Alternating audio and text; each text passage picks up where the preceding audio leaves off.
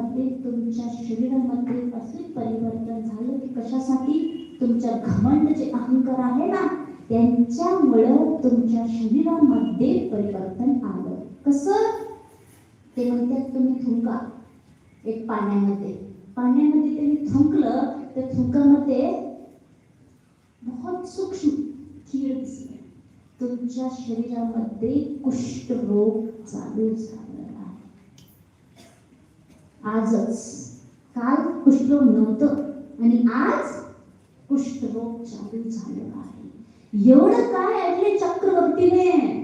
मग आता काय संसार, काय शरीर, काय भोग, कशासाठी? एवढं क्षणिक ह्याचं सुख आहे, ह्याची सुंदरता एवढं क्षणिक आहे जे काल होत